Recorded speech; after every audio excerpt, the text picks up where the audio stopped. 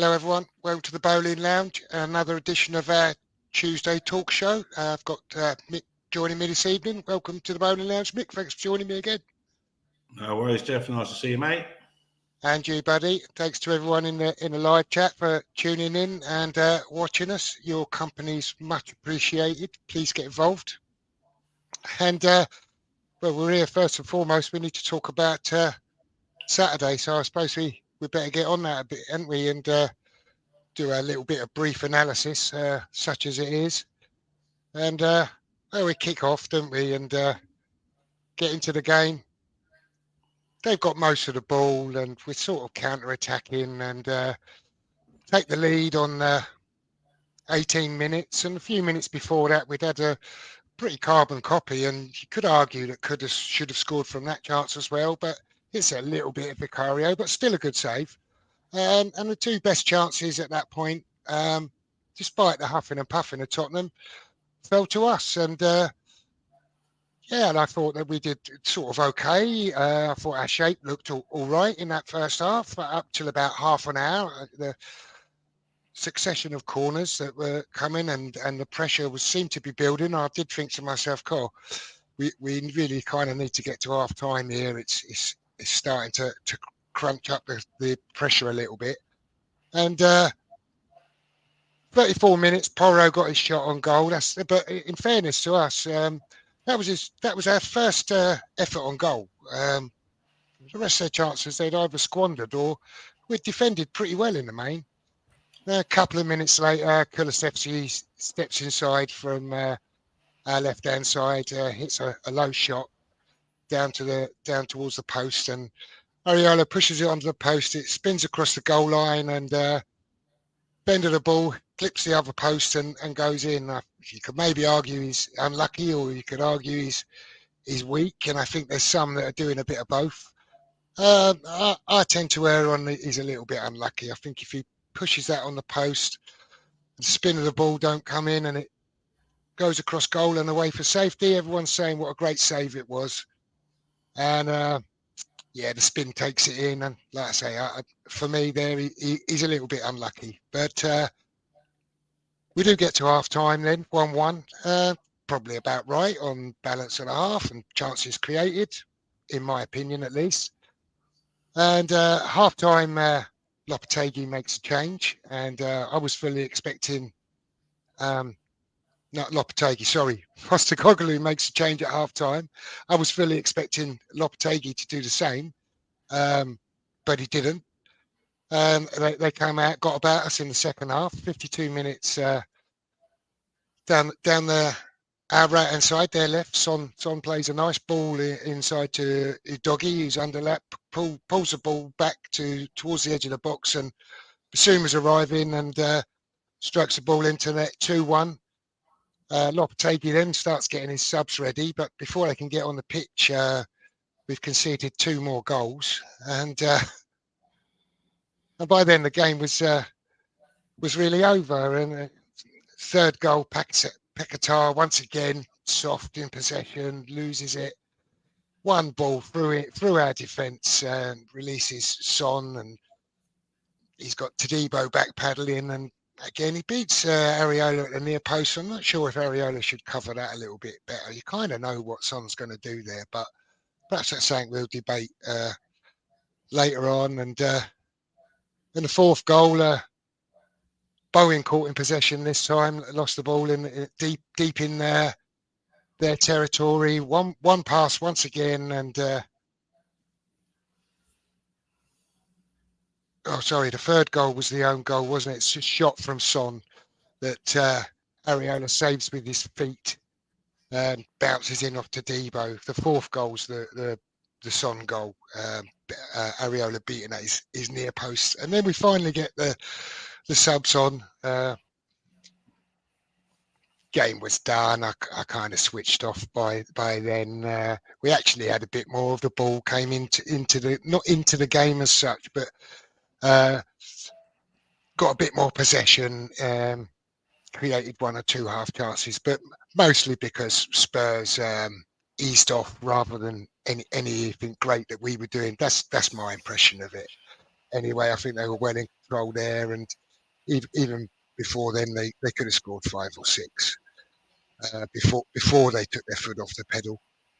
And then Kudus, in the last 5 minutes or so, gets into his moment of madness. He kicks out of Van de Ven twice on the floor, and Van de Ven gets up a little bit disgruntled about that, pushes him in the chest, and Kudus then pushes him in the face. There's red cards there for me, but it goes on, and the melee continues, and he pushes Sarr in the face, and VAR gets involved, as the referee was only going to issue a booking at that stage, and it's no doubt a red card, and seems like there might be repercussions from that even further than the 3 matches. But I guess we'll find out later in the week about that, what the FA and the Premier League intend to do. So anyway, that's my quick sort of summary on the game, and I don't know if there's anything you'd like to add to that in the meantime, while I just acknowledge everyone in the chat. Are you talking to me there? Yeah. Sorry. Yeah, I mean, I thought in the first half, that's probably the best we played all season, considering the opposition. Yeah. I did say that I wasn't here last week, but the week before, I said, let's see, Colin, let's see what we do when we come up against a proper team. Yeah, and that's exactly what happened. But I thought first half, I could see shape, I could see structure. What was interesting when you talk, I always bang on about Areola anyway, of recent times, but he gave the ball, the first 11 passes he made, if you like, where he kicks the ball out, didn't go to anyone. 11 on the trot, I counted them, yeah. And the last one was a simple pass, I think it was to Emerson, just after he made that brilliant save from the deflection off his Suchek, and he kicks it out for a goal kick, and I'm like, throw in, sorry. And I'm thinking, yeah, I ain't wrong about this guy, yeah. He didn't dominate the box at any time in corners. He took 2 corners out of the air that you or I could have took out. They were just shit crosses. Yeah, but yeah, he is. If you're going to play Lopetegui's way, which I could see really coming into it in the first half, then I go back to what I said. He needs another goalkeeper, because he is a great shot stopper, but that's where it stops. But yeah, happy with the first half. Not because we went in 1-1. I just thought that was the right way to play Spurs. We all know what a good size Spurs are. Spurs are at a different level to us altogether. They're a top 4 side for me. I know West Ham fans don't want to hear that, but that's the fact. Yeah, they're miles ahead of those around them, really. I know Brighton beat them the other week, and they also sit in the top 6, I think, at the moment. 5th, aren't they? But yeah, Brighton don't have the squad and that Tottenham have. I can't see Tottenham finishing outside the top 4, to be honest. If they don't, they'll certainly finish in the top 5. So it was a good test, and I thought the first half we matched them. But then after that, I mean, it was what, 7 minutes of madness, wasn't it? They called it. Yeah. Yeah, it was. It was 7 minutes of madness in the fact that that's when we kind of had a little collapse and conceded all of those goals. Yeah, but we lost all our shape, Jeff. Yeah, absolutely. And yeah, but it's more than, it wasn't just. I mean, I don't think we were ever really in it in the second half. So not in the second half. But so I think it's a bit more than those 7 minutes. It's easy to. But when you're 4-1 down, I mean, he brings on. I don't know what Soler is doing at the club, because, I watched him 4 or 5 times. He brings him on the sub, has no influence on the game whatsoever. He has not had any influence on the game. I think he's picked up 2 or 3 yellows in the times that he's come on as well.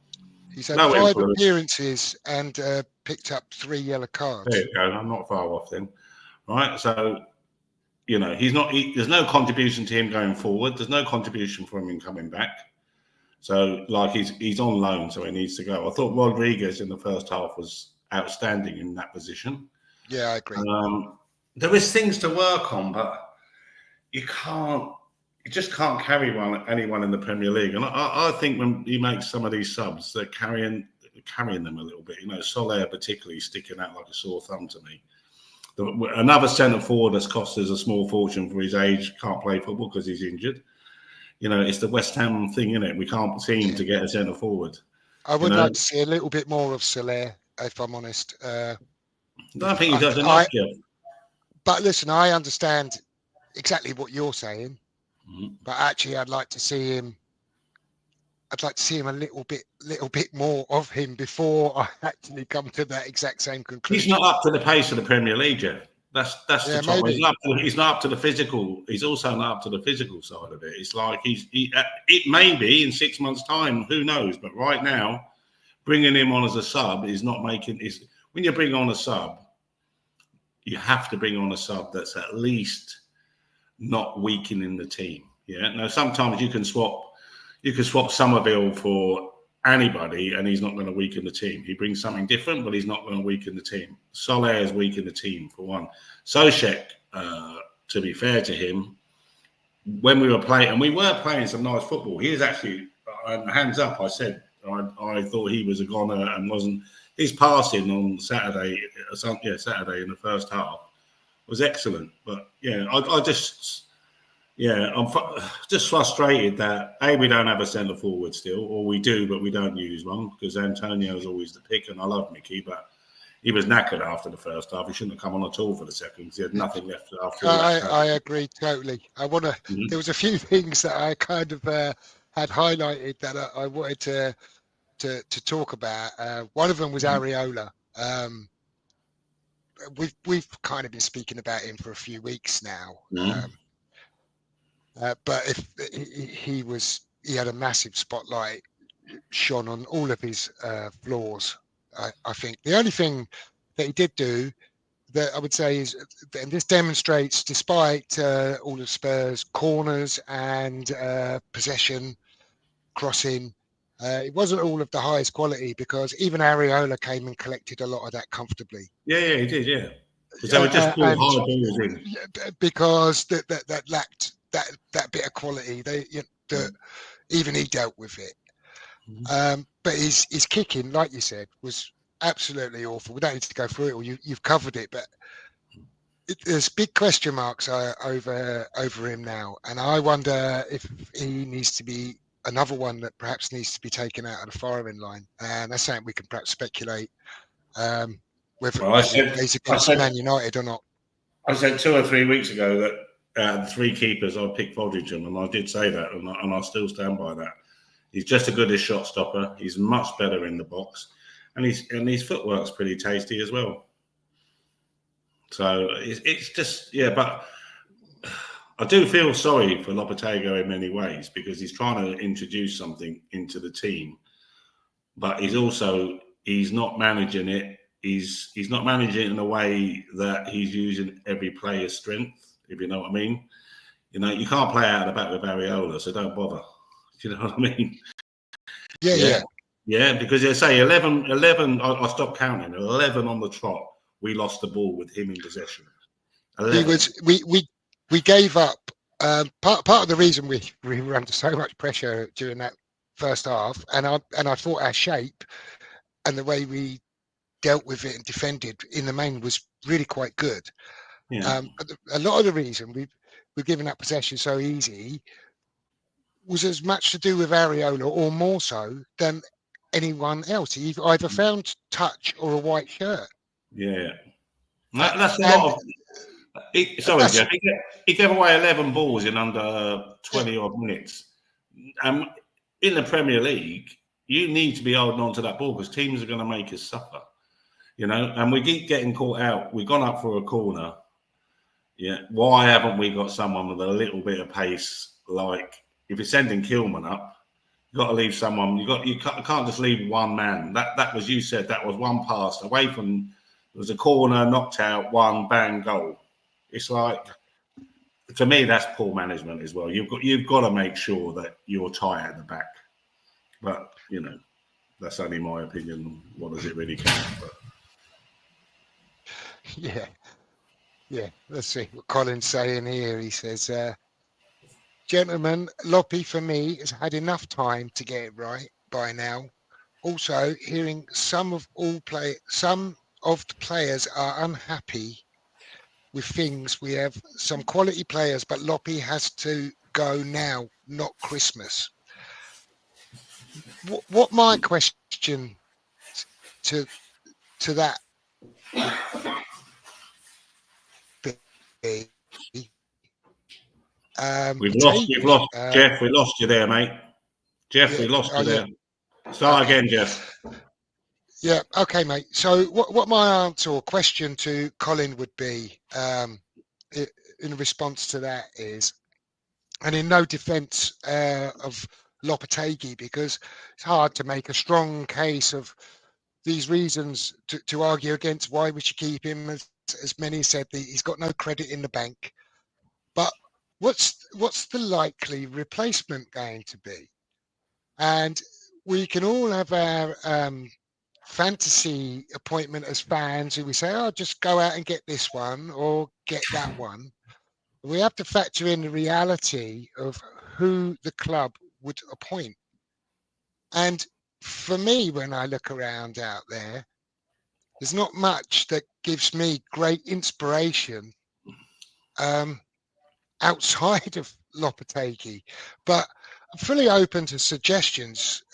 So if anyone in the chat or yourself, Mick, has got any viable suggestions, okay, let's hear them and Well, you have let's to ask the question, see yeah? what he would do differently. You've got to ask the question. Tuchel would have been in, well, he got the England job. He would have been in the running before Lopetegui. So he obviously didn't want the job at the time. So do managers even want to come to West Ham? Well, this is part of the thing. You've got to, it's who will work for Well, who West even wants Ham to come, well. Jeff? Because Tuchel was free. And he said he wanted to get back into English football, Premier League. You know, he had an opportunity there in the summer. And I 100% think, I don't know for sure, 100% think he would have been approached.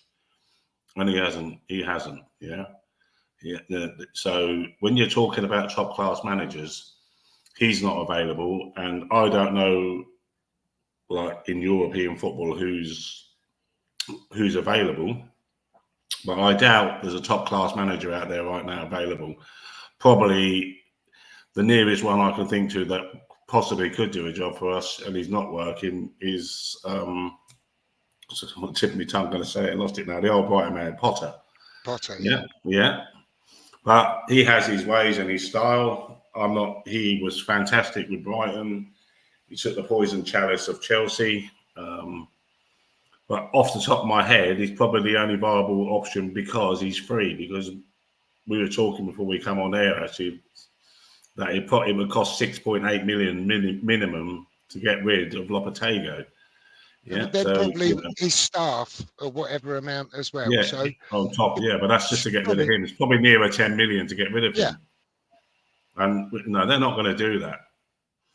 Yeah, it'll be the last minute. So it'll be a last minute Sam Allardyce job, won't it? We've got 10 games to win. And that's the worry. It's if we go on the trajectory we are when they do finally pull the trigger. Let's say it gets to Christmas, and we're in dire straits. We're hovering in and amongst the relegation fight, and they pull the trigger. Who are they going to appoint? They're appointing a fireman manager, right? Yeah. So, absolutely. Any dreams of style and the rebuild and all of that, I mean, that's out the window. We're backs to the wall, stay in the league football then, and a backs to the wall, stay in the league manager. So I'm not 100% convinced it's time for him to go. I don't absolutely agree with that last comment. To be fair, I think I haven't read them all yet. No, that one, the one we just. Oh, Collins, yeah, right. Ian saying his fear is that he is upsetting so many players. Very few look happy. Some look like they are not having him at all. Was prepared to give him time, but he could be doing us some real long-term damage. He could be. There is some truth in that. I think some players do look a little bit unhappy and dissatisfied. Well, and no one I do worry, disciplinary wise, we're not very good, are we? You look at our captain. Sorry, Jeff. Sorry. Yeah. Carry on. Just going along the. You look at our captain. Gone, isn't it? Yeah, but you look at our captain, and I have said this probably for the third time on this show, yeah, he shouldn't be captain. He doesn't look comfortable as captain. Strangely enough, he didn't come out after the game. Now, he's come out after the game on Monday Night Football when he scored a couple of goals and he's all happy, and everything's great at West Ham. But he's captain now, and he sent Soucek out of the changing room. Yeah. So that tells me he's not a leader. So there's your first problem. You don't have a leader in the team who's captaining the side. It should have been Kilman. He's done the job before. He's a natural leader. I don't believe Bowen should be captain. And it is a problem. When you're down, you need to turn to your captain as well. Players, when you're saying players are unhappy, which I don't know if they are or not, but I'll take from the group chat that they are, they go to the captain. Well, he doesn't seem to have any bollocks as a captain, where he can't go up to Lopetegui and say, listen, if he can't stand up after we've lost to Tottenham and say we didn't play well as the captain, and he sends out Thomas Soucek, that says a lot about him as a captain. He's a great player. I love him to bits. He's been brilliant for us, but he is not a captain. I've had a rant now. You had a rant. Colin's suggestion is Thomas Frank. Yeah, but you're not going to get him. That would be my response. I mean, would he make a good manager at West Ham? Quite possibly. I think he's a great manager, but again, he doesn't win many football matches. He wins enough football matches. Is Sullivan going to go to Brentford, buy him out of his contract, and appoint him at West Ham? And I just don't believe that he is. The thing is with Thomas, and his teams play lovely football, and he seems to make 2 bottles of wine into 5, if you know what I mean. But I again, if you look at his actual win rate, it's not very high. But that is to do with his budget at Brentford, where he finds his players. They get a good player, they sell him. They get a good player, they sell him. So he's up against it there, to be fair. And that probably suit the West Ham board, also get a good player and sell him. So I don't know. I like Thomas Frank. He's a fantastic manager, and he's doing it on a shoestring. And Ian says it will be who Sullivan is looking to appoint. Yes, I'm saying cheap. Yeah, nothing to look forward to, I'm afraid. This is why even today we've got people like Terzic linked to the position. Who? Edin Terzic, who was the Borussia Dortmund. He was a coach under Bilic. Oh, was he? So that's inspiring. Yeah, and not that you don't know him. He might turn up. He could turn up and be the most fantastic manager ever. But I've never heard of him. Absolutely, but he's only ever managed Dortmund. Right. For how long? I don't know, about 3 years or 4 did he? years, something like that. Yeah, something like that. I haven't looked into him too much. Just a rumor, the latest rumor out there today. So we'll see. But that's what I'm saying to you. I totally agree with Ian and his comment there. It will be who Sullivan appoints, who's available, who's cheap. And this is what I would say on the list of people who want to put replacements in. The caveat I would apply is that you have to consider that they're going to have to be available. He's not going to go to a club and get a manager out of a club. And then you have to look at who's available that may want to come to us and who we haven't approached before and has turned us down, i.e. a Tuchel type character. Yeah. Well, we could try and buy Pep out of his contract. He's in his last year, so it wouldn't be too expensive. I mean, there's people like Xabi out there, available or free, if you like. Is he coming to West Ham? No. So let's be realistic about it. So if we're looking at replacements like Terzic, for example, he might be brilliant, but he doesn't really inspire me. What about if I throw this one in then? Because I think he should have got the England. Most people are saying I'm talking shit now, and I would have given him the job. I would have given him the England job. Yeah, I'd rather see it. We'll talk about that in a minute if you like, but I'd rather see an Englishman looking after England. Yeah, and particularly not a German. No offense to Germans, but it's the rivalry is too great. I can't believe we got a German in there. I'll give it Frank Lampard. So he hasn't been bad wherever he's been. He's been in difficult circumstances. And I listen to him on the TV. He talks a lot of sense. And he knows the Premier League like the back of his hand. And he was a top player. And he's people could argue his record, but where he's been and what he's done, he kept Everton up when they were proper shit. Yeah, he pulled Chelsea together when all the whatever goes on at Chelsea. I can't even think of the word. Yeah, he done well at, was it? No, it wasn't. But where was he at? Derby. Derby. He done very well there. I just think Frank Lampard is an up and coming manager with good knowledge of the Premier League, great knowledge of football when you listen to him. He's young, Do you think he should have enthusiastic, Gerrard and he's as free. his assistant? And he's free. No. People would say, no, I'm not. I don't rate Gerrard anyway as a manager. But I don't think Frank Lampard's done anything wrong in his career, really, given the clubs he was at and the circumstances they was all in. So, he's free. He's an ex-Hammer, maybe left in a bit of a cloud, but yeah. Well, I admire you. People listening to this going, hey, what's that? All I can say to you is I admire you for your pitch, but I don't think you're going to sell that to too many West Ham fans. No. But listen, if Frank Lampard got us into Europe and won us the FA Cup, he was the greatest thing since sliced bread, because all football fans are fickle. So, yeah.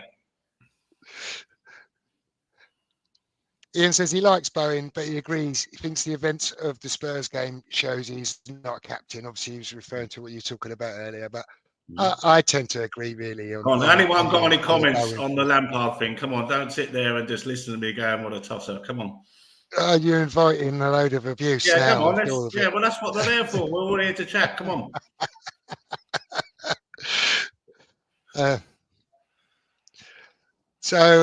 Colin says Bowen should not be captain. For the incident with Kudus, he should have pulled him away to calm him down. That is what Noble would have done. Can you imagine what Bonds would have done? Well, there'd been 3 lying on the floor if Bondsy was there. Yeah, different age. Mm-hmm. What a great player. I mean, what do you think about talking about the Kudus thing? What's your take on that, Mick? What do you know the things, the 2 times he got accused of kicking Van der Ven, isn't it? It was actually, the ball was there. He was trying to scoop the ball out of him. I don't think he actually physically went in and just kicked him. He looked where the ball was, and Van der Ven was rolling around trying to stop him from getting it out. So, yeah, and then Van der Ven's reaction was typical of a professional footballer these days anyway, because they're all bloody soft. Yeah, as soon as they get touched, they're rolling around. Anyway, there ain't no Bonzies about anymore, that's for sure. Yeah, so, yeah, they're all too soft anyway. And there was handbags at 10 paces, and he's going to get a 6-ban. He's going to get a 6-match ban because he struck 2 people. When you say struck, yeah, I've had me grandson. But still, you can't put hands on people, can you? It's the rules. That's it. But he'll get a 6-match ban because he lifted his hands onto 2 players' faces. Yeah. And that's going to get him 6-match. I'll be very surprised if he doesn't. He won't get just 3. He won't get 3 anyway. He'll get more than 3. No, I think it's 5 in it minimum. Is it? Well, I don't know. That's my guess. You're saying he won't get 3. Yeah, I think he'll get more than 3. So every cloud has a silver lining because it will give Somerville a chance to actually play, because he's the one player that I've seen this year that's been bought, that comes on and does the job for the whole 90 minutes. Yeah. Kudus has not been at his best this season, but that could be to do with the manager. He's certainly not playing as well as he was last season.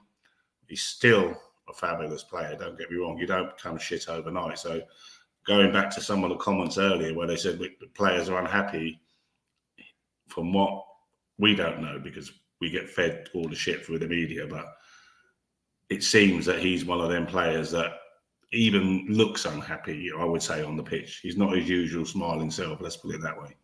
He's still working hard, though, but he's not at his best. Well, what I would say, I mean, the red card incident, the red mist has come down. He's done something crazy there. Who knows what was in his head in that moment. But since the Brentford fallout, if you like, at half-time, you could argue, that incident aside, we've had the 2 best games out of him we've had all season. Mm-hmm. Kudus. Yeah, which 2 games? Spurs and Ipswich. Ipswich. Yeah. But maybe that's a different debate. I thought he played well against City, actually. Yeah, I thought he played well against City, to be fair. But anyway. Yeah. Oh, hang on. I missed Ian's comment. Let me go back to that. Ian says, I don't think we need a name as a manager. Look at how Brighton appoint unknown but young, energetic managers with vision and playing style. Sullivan just won't do that, unfortunately. And that's interesting because I was sort of looking at these available managers, if you like, free managers on the transfer market thing. I was scrolling down a few. I was pretty uninspired by some. And I came across one that I clicked. I don't even know. I looked into his background and I thought, oh, that's interesting. I don't know much about him, and I don't know if you or others in the chat will be familiar with him. But it was Roger Schmidt, and he was the manager of Benfica. I looked into some of his playing style and some of his achievements at Benfica there, and I thought, oh, there might be an interesting choice. I don't know. I'm not sure of his age. I didn't look into it too deeply, so I can't say whether he's especially young or old. But just along the lines of perhaps not a name of a manager, but looking for the right kind of manager to take on the project. So there's something in that. There is As something Brighton, in that. Brentford with Thomas Frank, they've looked for what they think's the right manager, and it's fitted their football club, and they're getting the rewards from it. But Brighton and Brentford, work on all these data things around the world and constantly. They've got a whole team of people, data on players, data on managers, data on coaches, data on physios, data on doctor. They constantly monitor world football. They have a team that does that. Yeah, David I Sullivan. understand that. Yeah, David Sullivan goes, who's available? Let's have a look. No, you're absolutely right. But I use Brentford and Brighton, but they're not the only example. But they're great. They're great examples about a club that doesn't go spending loads and loads of money, but yet still compete in the top half of the Premier League season after season. Look at Bournemouth with their Spanish manager. I said when we played Bournemouth, they're a better footballing team than us, and they lost to us, and they lost, but they're above us now. Yeah, they're above us now, and that's where they'll stay the rest of the season if we carry on. Yeah, and they took not what you call a big name manager, a known manager, but not a big name manager. No, probably a lesser known manager than probably even Lopetegui in terms of where he's been previously. Yeah, but he's doing a great job. So that comment is spot on. Yeah. Be careful what you wish for. I think this is flawless. So if it is, I'm just going to call you that because it's easier. Hello, like I said, be careful what you wish for. We are getting relegated. And that's fine, flawless. That's a view. But don't just spam the chat with that. If you're going to make some points, please make your points. I'm happy to analyze them, read them out. But just don't be, we're not going to win another game. We're getting relegated repeatedly. Says, when Floppy takes us into the championship, blame the Moyes Boo Boys. Okay. So are you saying then that, sorry, I'll just go back to that one. Go on. I'll go back to that. Yeah, so were you on the show previously, not being rude, because I can't remember yesterday sometimes. Yeah, were you one of those advocates that said Moyes has to stay when you make the thing, be careful what you wish for? Oh yeah, no, Flawless is a big Moyes advocate. So okay. he absolutely is. So and he's entitled to his view, and that's no problem. I don't have a problem with that, but sometimes he spams the chat too. So Ian says, I think we have been spoiled with captains over the years with hindsight. I think Noble and Nolan were excellent captains. Noble in particular wouldn't put up with some of the stuff going on now, and I don't think I can argue with anything that Ian said there, really. I don't know if you want to add to that. Yeah, I do, because interestingly, I said when we were looking for a manager, whoever takes on the role needs to keep Nolan. Yeah, and I did say that before a manager was appointed. Yeah, and Nolan, I've watched interviews of him since then, and he said he wanted to stay, but Lopetegui told him no. That was a massive mistake, not keeping someone like Nolan around the changing room that knew what was going on, knew the players. If you like, he used the word West Ham way in brackets, the way that West Ham work as a club. I'm not talking about the football, about how we do things. Yeah, this is what we do. We've tried this before. We tried that. This is what we've done under Moisey.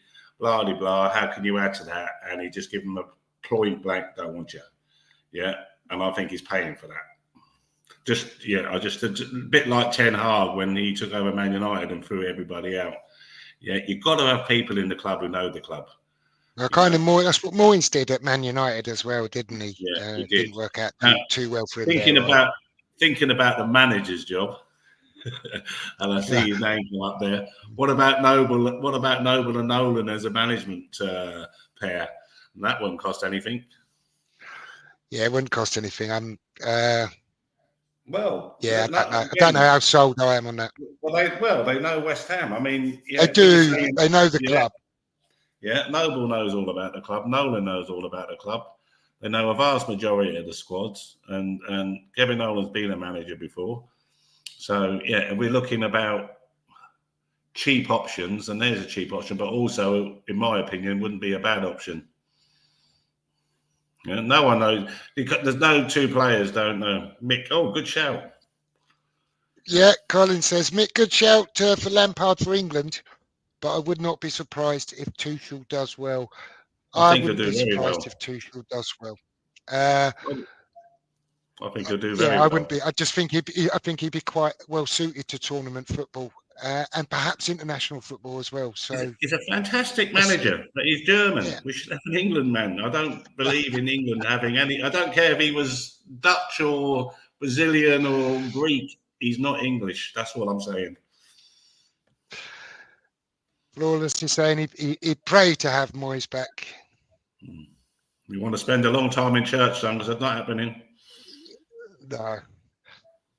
And Colin saying the transition isn't smooth. Can't understand why the likes of Kevin Keane or Kevin Nolan aren't with the first team. Well, Kevin Keane's done a brilliant job with the under-21s and that, hasn't he? He's had a couple of little stabs in and amongst the first team in a couple of caretaker spells, and it didn't work out too well for him in the past. So I'd have to say, Jeff, if you don't mind me contradicting you there, how well has Kevin Keane done with the under-21s? Because we don't see him. Who's come through from? He's been with the under-21s a while now, and who's coming through from there? So again, yes, he might be doing all right at that level, but is he bringing players through, or is that West Ham as a club stopping these players coming through by buying the likes of Sylvia? I think there's a combination of some of our youngsters that we all rave about that we're dying to see break into the first team over the years haven't quite been at the level that we've all elevated them to.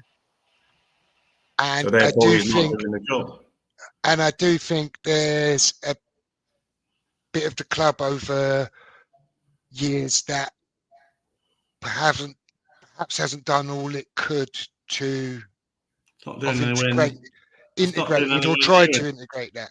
It's not doing anywhere near enough. So I think it's a bit of a combination of all of it. I don't think it's necessarily one or the other, but a bit of both.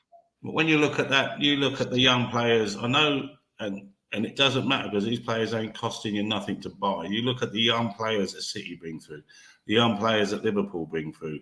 There are other clubs, Brighton, bring young players through, and it's constant. Yeah. Oh, where do they come? Look at Lamptey. He come out of nowhere. Unfortunately, the boy's never really going to make it because he keeps getting injured. But what a fantastic 18-year-old that hit the scene. Yeah.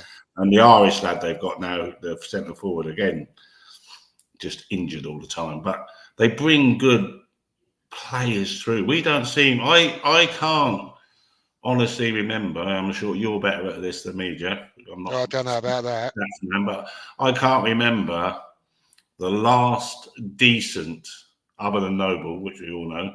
Can't remember the last decent player that's been at West Ham come through, and you think, "Wow, there's a kid."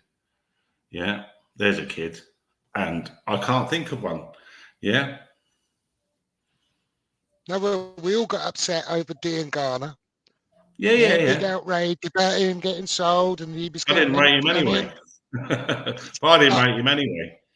I'm talking about a kid that hits the scene and boom. Yeah, what's that Johnson that went to? Did he go to Liverpool or Chelsea? The right back. Glenn Johnson. Glenn Johnson. I see. I'm pretty sure it was his debut. I see him make. Yeah, and I thought, wow, there's a kid. And then obviously things happened at West Ham. He was there, I don't know, 6 months, half a season, a bit more, and he went. Oh, did he go to Chelsea? Did he go to Liverpool or Chelsea? I can't remember. But he was gone. But that's the last kid. He played for both, didn't he? Yeah, I don't know which one he went to, but he was the last kid that I can remember outside of Noble that I thought, wow, where's he come from? Yeah. He's brilliant. Yeah. I remember seeing Noble. Yeah. And I was at that with Noble. When you say that Keane's doing a good job, when you say Keane's doing a good job, he's either being blocked by the club or he's not producing the players to bring through, because we know we hear name after name after name about this great academy that we don't have, because we don't have a great academy, because it's been years since we've had great kids come out of that academy, not since the days of Cole, Lampard, Carrick, all them players, back in that era. We've had nothing. I agree. I think we're a bit rose tinted about it, because we haven't got a conveyor belt where we've produced players, and we haven't even got a conveyor belt to like Chelsea's, where we get them out and get them a bit of game time and make them worth a few quid. We end up there either leave for nothing or go. You know, they go. Their players go for millions when they go. Yeah.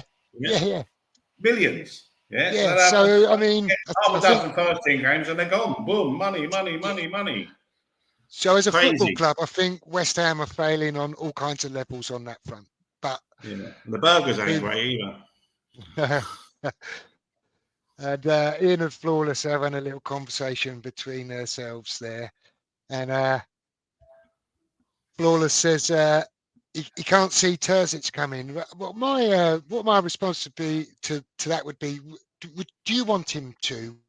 Does that inspire you? The idea of Terzic coming and being the replacement? It doesn't me. Does he think he's good enough? Because I know nothing about him.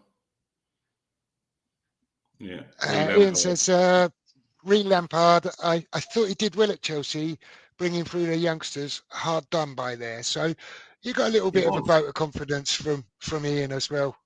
Well, yeah, because when he went there, remember, they was on a sanction. They couldn't buy anyone. And they come, what did they come that season? 5th? 6th? 6th, I think. Yeah. Colin says, gentlemen, we are going to be in for a miserable season under Loppy. It wouldn't surprise me if we get beat in the next 3 games. I wanted Moyes out after the European win. So going on to the next 3 games, I mean, we sort of said, despite getting a good spanking. Can I just say that I agree with that last comment? I wanted Moyes out after the European win. I think most people did. Mm-hmm. The next 3 games are hugely important. We said last week that our next 4 games were going to shape our season. Nothing's really changed. And we didn't do a Tuesday show last week, obviously, but Budgie and I did do a preview, and we both predicted a loss. I predicted a 3-1 loss, and I was, of course, disappointed that we got beat 4-1, but not completely surprised, if I'm honest. And it hasn't really changed anything over the next 4 game thing. If we get 5 or 7 points out of the next 3 games, then our season looks very different than if we pick up, say, 2 points out of our next 3 games. And it's really going to define our season. And it's a crucial time for me. I don't know how you feel about that. So it's It's Man United next, isn't it? Saturday. Yeah, Sunday. Sunday, sorry. And then who's the other two games? Sorry, Jeff. Who's the other We two? have Forest away and Everton at home. Right. Well, then, really and truthfully, as you just said, Man United at home, their midfield's as poor as ours. Their defence is Yeah, as agree. poor as ours. Yeah. Yeah. And quite frankly, their forward line is probably not as good as ours on its day. But I do love that Hoyland and that Garnacho. They got Yeah, so I do much too. pace. They got so much pace. I'll just read this and we might perhaps move on to Man United since we're talking about them and then we've got them the Again, weekend. Torres was a Slavs assistant at Dawn. I never said anything about Turkish. I didn't know who he was. Yeah. Okay. Okay. So I take you would be a Terzic fan then, Flawless, and that's fine. Can you ask him then if he knows so much about him, what his win rate percentage is, and what he's won in football at the high level, in German football, in Italian football, Spanish football, any level? Because what has he won?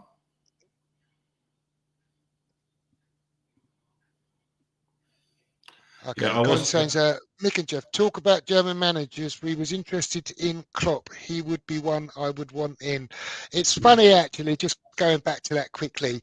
When Tuchel was appointed and the, it's a German and it's a foreign coach and it should be an Englishman.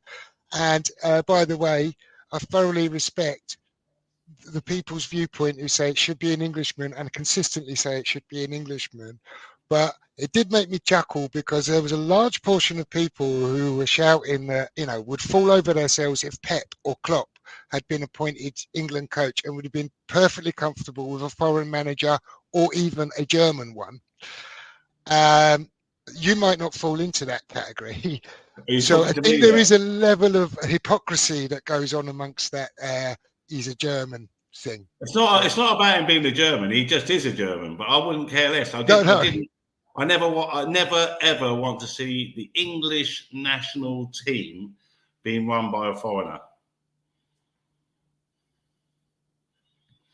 Yeah, again, I get all that. Great managers. But, if you go back to Gary Neville's comments on the day he was appointed, we have spent, the English FA have spent untold amounts of money. I wouldn't like to think the millions that's gone into St. George's Park to bring coaches through.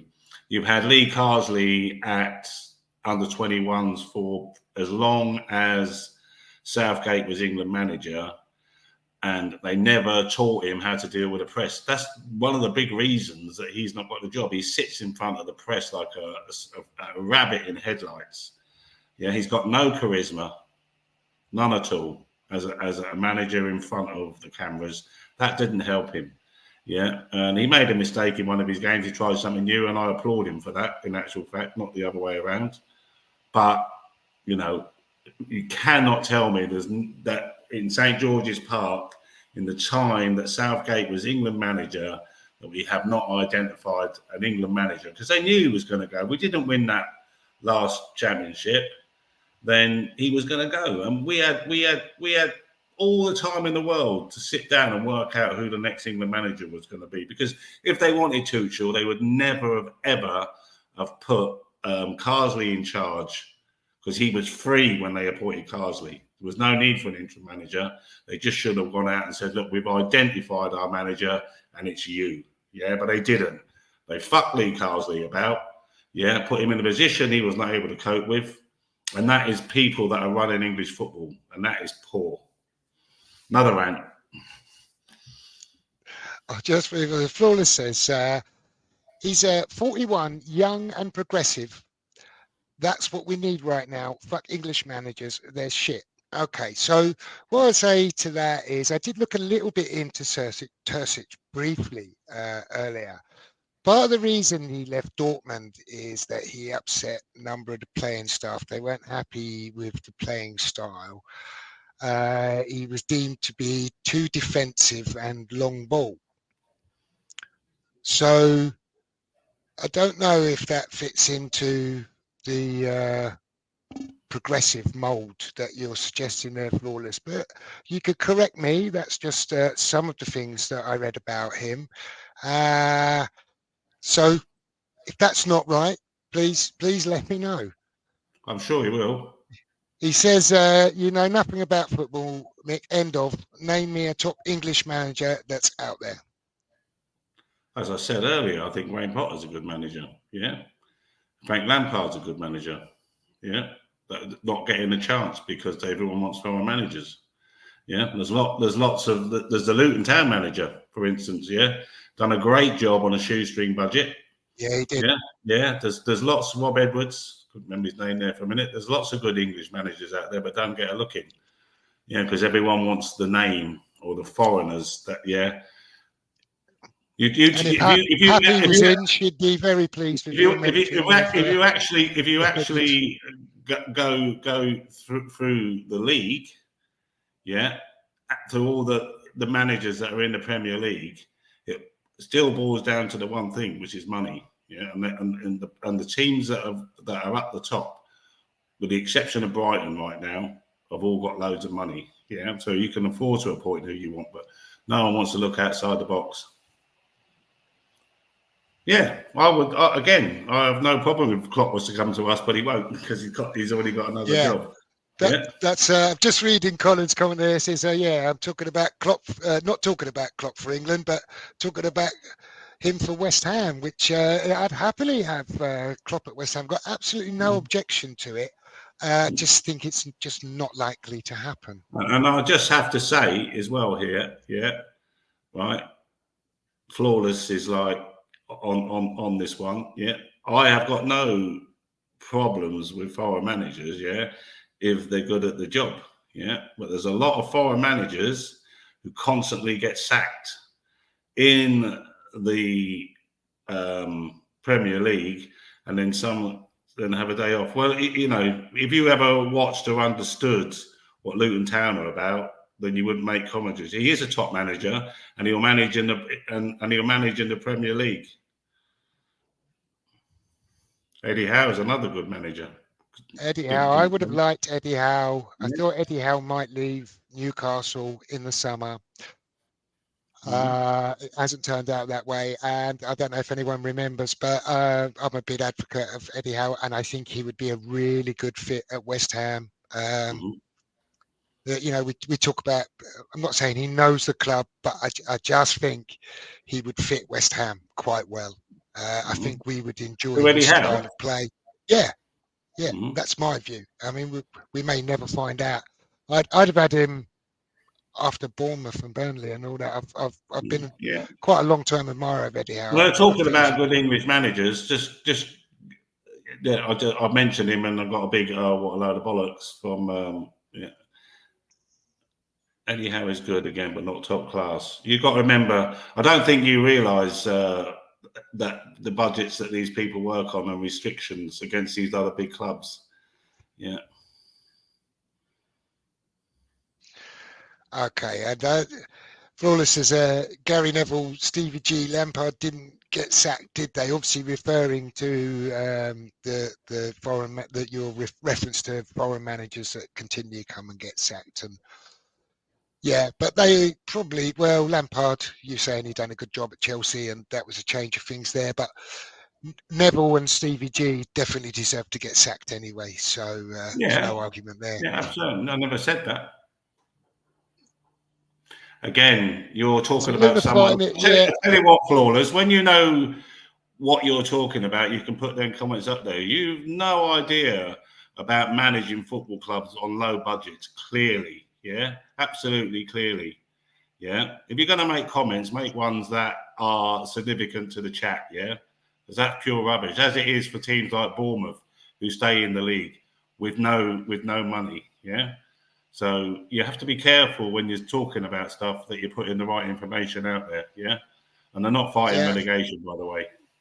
One other thing, Flawless, I'm not going to put up your political comments. So we're a football discussion. We're not discussing politics in here. So I'm not going to put that up, and we're not going to respond to that. Ian says You've already Hal's got it on. first season at Newcastle was fantastic. Didn't spend huge, turned their fortunes around mainly with excellent training. Yeah, and you have to say that he got ahead of the curve, got them into the Champions League. Ultimately, they failed in that. But Well, did they fail, Jeff? how well could not winning it. say Yeah. how well could they Yeah. do? You know, how far could they go? And first season, I don't think they maintained. failed. Yeah, absolutely. They give themselves a good chance. They're very unlucky against PSG, and a little unlucky in Milan. I thought also. He's had a lot of They were injuries to pretty deal with normal. as well. Remember? Yeah. Wazim says, Jeff, what about the rumours about Terzic puts J-Lo in a precarious position? Yeah, we were sort of talking about that earlier, touching on managers. I mean, I'd be interested to see what your feelings are towards Terzic. Obviously, Flawless is a big fan. He would be an advocate of him coming in, but I can tell from his comments. What do you think, Wazim? Are you a fan of his? What do you think? James, thanks for joining us. Nice to see you back in. And so be careful what you wish for. Flawless says, Iriola has done well and Bournemouth haven't spent big and he's foreign. I said he was a good manager. What's his point? Because I've just said that. Yeah, you're just trying to wind me up. One other interesting thing about Iriola is he had an awful start. Yeah. he does that in his first 9 games. Yeah. He also was awful. You know, his points return was dreadful, and then he's turned it around and instigated his philosophy on Bournemouth for a very different beast now. He didn't win a game in his first 9. Danny, worry about. And Ticanio saying Flawless called it right on Lopetegui. So called it right. Flawless has been Flawless has been a.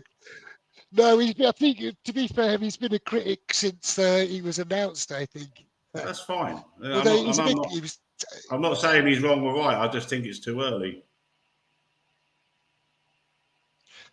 So Wazin says, out of the current Premier managers that we could get, like Frank Silva or Iriola and Howe, if he was available. I don't know if he was in when we were talking about it earlier. We were sort of saying that if we were to change the manager, if Lopetegui were to get sacked, the list of managers probably wouldn't include, or definitely wouldn't include, Frank Silva, Iriola or Howe, because it would mean prizing them away from another club. What's the Silva? Marco Silva at Marco Silva. Sorry, yeah. Or I think that's probably the general consensus. So I think that's whenever you're thinking about who might take the position, you've got to keep that as a consideration. And Flawless and DiCanio exchanging a couple of messages there. Colin says, not one I'm familiar with. Phil Parkinson, Wrexham manager. Wrexham manager, yeah. He's done well since he's been.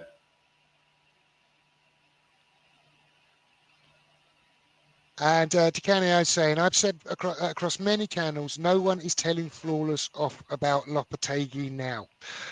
Okay, well, I think Flawless, his position has been clear from the get-go. I think from what I've seen on other channels, when I've been there, when I've been in the chat, I think what's upset most people, perhaps not the fact that Flawless has been Lopetegui out or not a fan, perhaps just that he spams the chat with, we're not going to win another game all season, he's etc. We're going to get relegated, blah, blah. Which is fine to have that opinion, but he's engaged in sort of a bit, it has deteriorated into some of that bit of spamming, but he's engaged in a bit of conversation, no problem. But spamming the chat like that is what's upset what I've seen on most of the other channels anyway.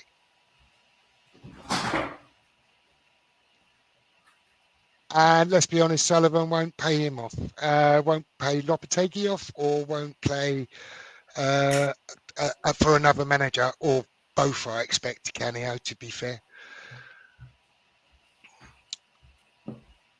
So Ian's saying, Flawless, you have to have context. Most wouldn't call Neil Warnock a top manager, but he is probably the best at getting low-budget teams promoted, etc. Have to appreciate the job they do with the budget. Exactly. Fair comment. Exactly. It There's is. lots of good managers that if they were given bigger jobs. I'm not talking about English managers here. People at me because I didn't want a German as the England manager. I don't care what nationality he has, but there are good English managers out there. There's good Scottish and Welsh managers out there who come to that. Yeah, but at the end of the day, my comment was based. I didn't want an England manager. I didn't want the England manager to be German. And Flawless says we are going to get relegated, though. Well, And maybe we will, but only time will indeed. tell. Yeah, time will tell for sure. Time will tell. Wazim says, I think J-Lo will be given the next 3 games. If we fail to win, then could see him getting the chop. If we were to lose the next 3 games, despite the vote of confidence that's come out, and he's got to the new year and one thing, he would be under extreme pressure, I would say, over the next international break. Whether they would pull the trigger on it, I guess that might depend on the natures of the defeats, I suppose. If we were to sort of lose badly and suffer a couple of maulings, it could do for him.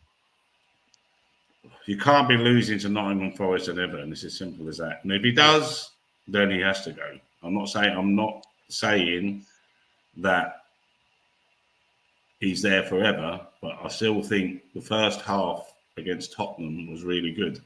And if we can build on that over the next 3 games, then he deserves a chance. He's 8 games. Is it 8 games are into the season? Come on. 8 games. Anyone that's ever run a football team of any level would know that if you're coming into a new club with new signings, a lot of foreigners who haven't settled in yet, that is no time at all. But yes, it's the Premier League, and you can't be in a situation where you can't see the next win. So that is a problem. And at the moment, we're all saying we can't see the next win right now. But they could turn Man United over on Saturday and everyone going, oh, like he did Ipswich. I told everyone not to get excited over Ipswich. It was Ipswich. Again, another manager, McKenna, doing a great job with no money.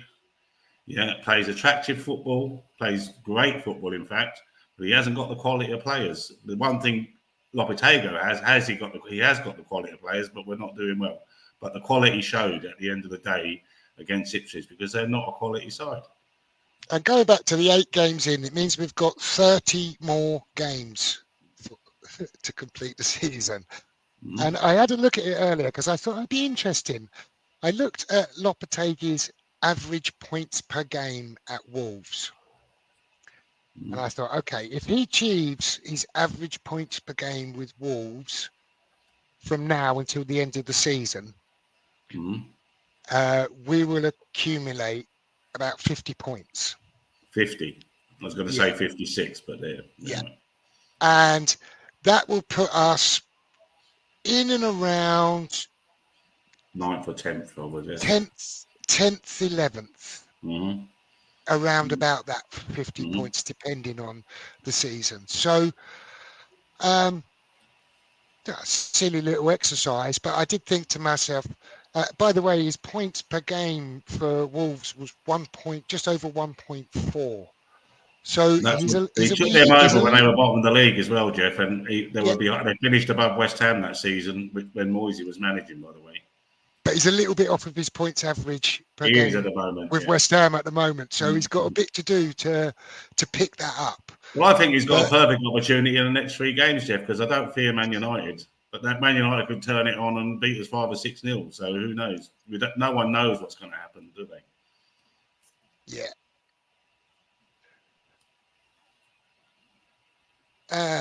Let me just catch up where I am in the chat.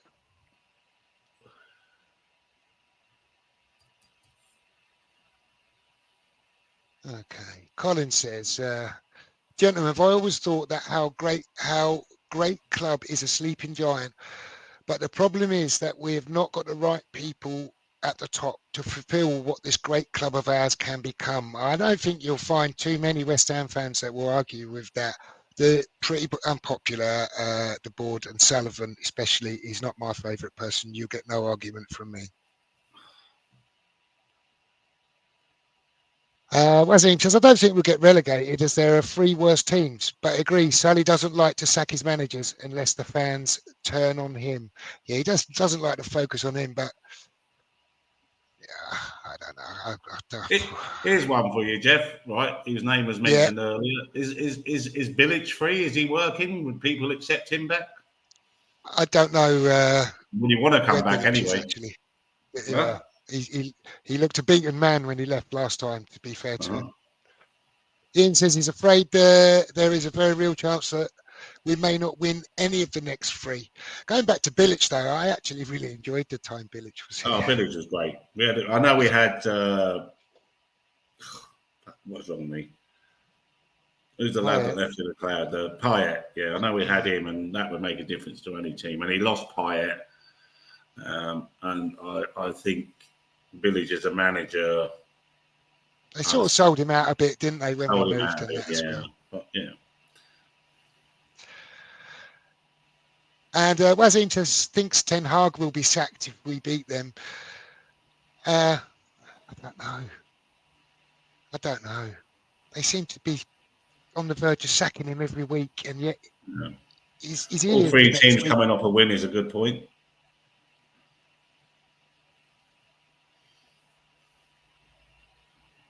Canio says most of the goals we are conceding are counter-attacks. Lopetegui plays the fullbacks too high and the midfield is too slow.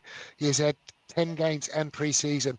I totally agree with that, though. I don't know why the fullbacks are up all the time, and the midfield is so slow. Yeah. If you go back 2 or 3 shows ago, that was something we spoke about, and I said, if that's what we've got, we need to play a 4-4-2. Everyone's scared to play a 4-4-2. It's like it's something from the 1800s or something. You've got Kudos, you've got Bowen, you've got Somerville, you've got Antonio. You could partner any of them 2 up, but the other 2 wide, but in a midfield position. Yeah, and then have your banks of 4 there. I don't understand. But I look at West Ham team, and for me, it's a 4-4-2. That's what we have currently got there. Yeah. I made an argument for that. I don't like 4-5-1. They're too negative. For the Tottenham game as well. Pardon? But I made an argument for a 4-4-2 in a preview of the Tottenham game to play. Oh, did you? Sorry, I wasn't around. Yeah, but that's what I'm saying. It's like sometimes you just have to accept what you've got. Just because you're a little bit slow doesn't mean you can't set the team up to counteract your weaknesses, but still have your strengths, and that's probably what he's not doing right now. Well, it's not. It is what he's doing right now. Yeah, no, it's alarming that he can't make the midfield quicker, but he can adjust his tactics to counteract to suit it. Yeah, when you got the pace we've got. Flawless says we will lose 3-0 to United. At home to Tottenham. I think he means we'll lose 3-0 to United. And Wazim saying we could lose all 3 in response to we could win all 3. Bilic was broken when he left. For his own sake, he shouldn't come back. And I kind of agree. He looked really broken when he left. It was sad to see, actually. And Flawless says he wants Paqueta out of his club, and he's overrated. I'm not totally disagreeing with that at the moment. And Thomas Frank plays 4-3-3. DiCanio is saying he'd have a job to play. And he does, but he does. He can't play 4-4-3, can he? Jeff, he can't play 4-4-3. That's 11 on the pitch and the goalie.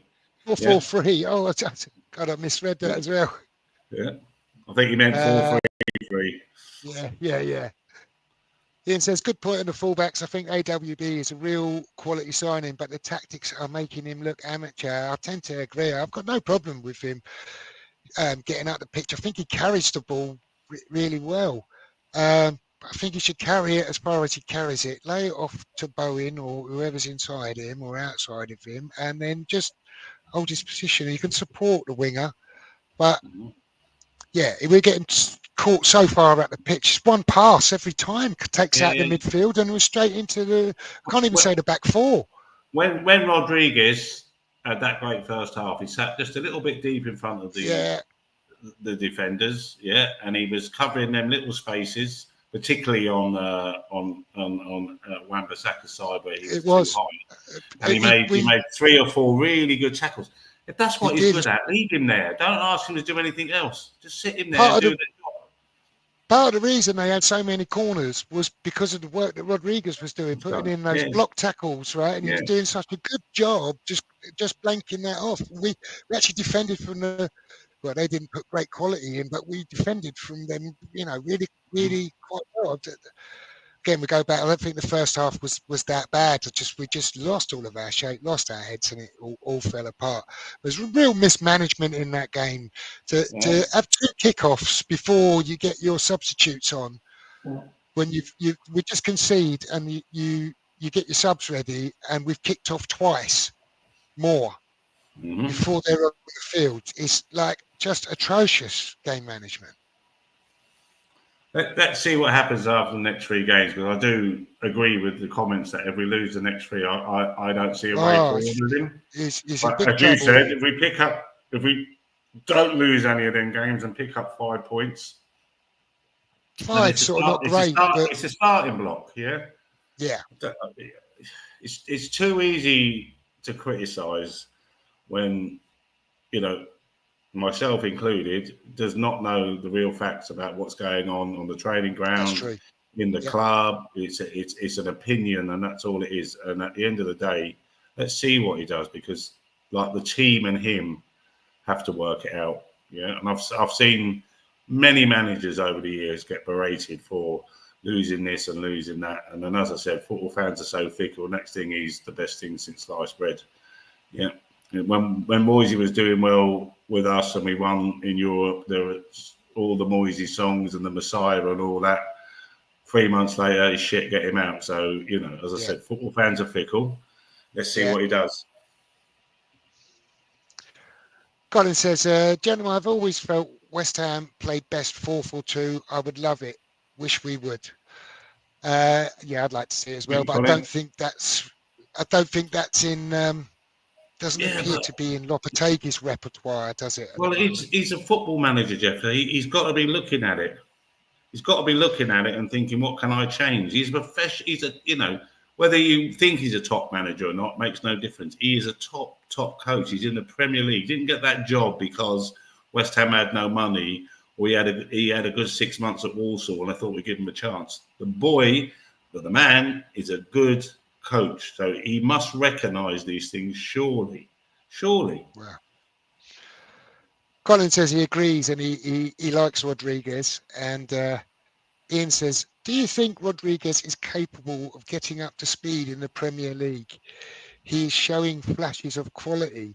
Well, what I'd say to that is I don't think he's going to get physically any quicker, but if he's positionally smart, I think he's a good enough footballer to do a good job. And I think he's demonstrated that, like in the first half against Tottenham. In fact, I was going to do a bit of a preview for the Man United game, part of tonight's show, but I think we're going to run out of time, Mick, because I can't be too late, and we're 9:15 already, bud. So perhaps if you or Budgie are available later in the week, we'll try and record something and put that out. I wonder if we might see a possibility of him and Alvarez in Lopetegui's team on Sunday, but I don't want us to go too negative. I don't want us to go too negative, because I think that if we look, he won't play 4-4-2 on Saturday. Let's be Sunday. Be clear of that, right? But if you're going to play that sort of thing, then you need Thomas bursting through at his time, with the fullback sitting in, so we're not getting exposed. But Thomas, when he scored 10 or 11 last season, if you're going to play that way, then he's the one that needs to be running into the box using his physicality. So, let's see what happens. None of us know. We're all giving opinions, and we're not inside the football club. We're not inside the football club. So let's see. We're absolutely not. No, let's see what happens. And I would say still, I'll give him a chance. He's you can slate him. He didn't get the job because he was no good. He had no track record. Yes, he does. He's struggling right now, but give him a chance. See how he goes on. We're talking in 3 games time, and we've lost all 3. Then we're in trouble. But let's see. Let's see what happens. Thoroughly enjoyed the chat on the group tonight. I'm going to wrap it up around about there. I'm just going to say good night to the chat. Say thanks for everyone for joining us. Thanks for your inputs. Really, really appreciated. It's been good. I'll been a bit feisty at times. I like that. I'll catch up with you after, and we'll see if we can arrange anything, put some more content together. But for now, I'll say good night, guys. So thanks for joining us. It's been a brilliant show. Love all your interaction, and please give us a like and a sub if you haven't already. And we'll see you next week. Cheers, guys. Good night. Come on, you eyes.